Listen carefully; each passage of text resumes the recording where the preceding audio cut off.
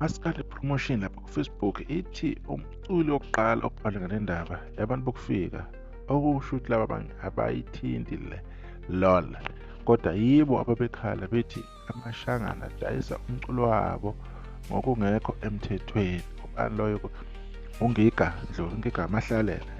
Wacula lo mqobo kulezi ayikhathi esedlule. uNgiga Ndlovu ubhale ipost ethi, sanibonani bafowethu nodadewethu kanye nozakwethu esisendimeni yomculo. Hhayi, mina bafowethu ngiyayisho le nto, sengiyomane ngithukeke kwaba nenhlamvu.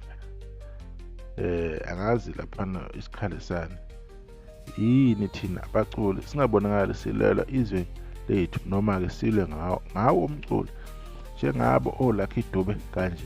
Yini singabonakali kuma-match noma-ke kuvele thina esingadumile kakhulu sihamba nabo oNgizwe noPhaya? Le nto yabantu bokufika isike sihlukumeza kakhulu, saye saphumula ngokungena kwezitolo za-online bekhopha umculo bawudayisa ngamanani aphansi. Ngiyazi ukuthi niyothi sibuye sibhukhe kula mazwe, but hhayi sonke lokho akusho ukuthi asiphuce izwe sithula. Njengoba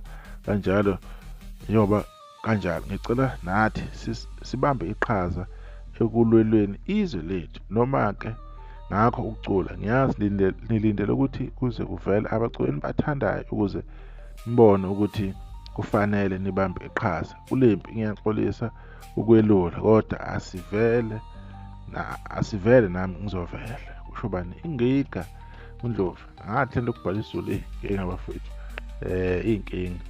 Ukulumbana konkamisa nokuhlanganisa kwemisho laphana akuhambisani ngempela, ugcina usufunda into engekho right. Le post-ke ilaphana kumasikandi-ke promotion, khuluma into eyiqiniso-ke uNgiga Mahlalela Ndlovu laphana. Angeke Ngiga bevele abaculi bakithi balambile, iningi labo bayancetheza, bathembele amakhampanini akona South Africa. Wonke lamakhampani olokhu wabona ephusha umculo, abasaphesheya abasa kwamanye amazwe, amakhampani ahambisana nalento ebizwa ngani, bazothi xenophobic. Yabona, uma ukhuluma iqiniso kuthiwa xenophobic, abalifuni iqiniso, bakubamba ngayo imali.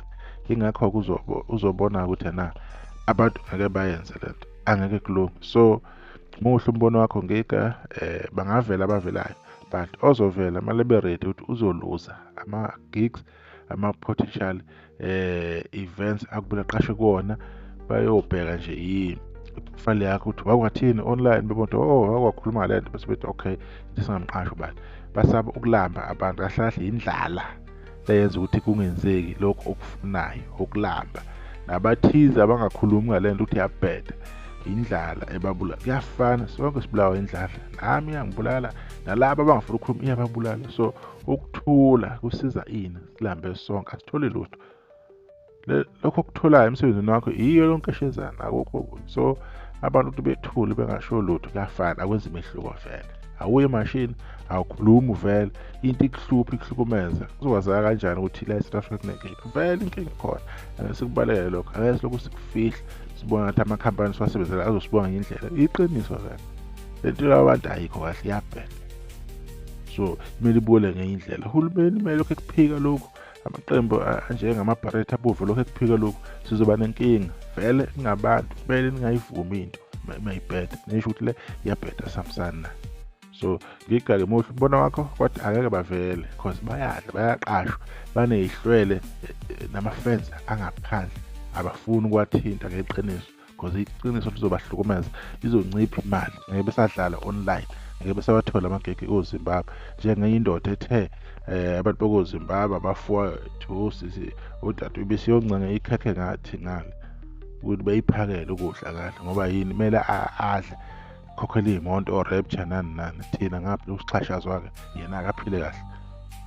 Injalo nje indaba. Bizoyibamba lapho-ke ividiyo-ke. Sibonge kakhulu uNgiga Ndlovu, intshiga kaMahlalela, ongomunye wabaculi ongokuqala mhlawumbe futhi okugcina ukuvelele. Laba abanye abadla kakhulu angeke because bayazi ukuthi hhayi bazolamba bafowethu, le mpilo abayiphilayo izobaphelela. So siphushwa indlala nokubizwa bafowethu. Nisakahle.